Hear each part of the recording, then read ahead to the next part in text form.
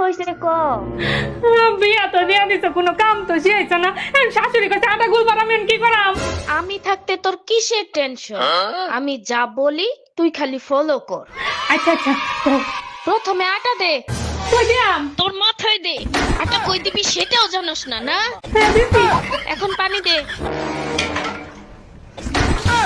হাত দিয়া দেখ শক্ত হইছে না নরম। লেটকা লাগতাছে তো। তাইলে শুকনো একটু আটা দে। এখন দেখ শক্ত না নরম। এখন একটু শক্ত হইছে। তাইলে একটু পানি দে। আর শোন, পানি গ্লাস দিয়া দিস না, হাত দিয়া দে।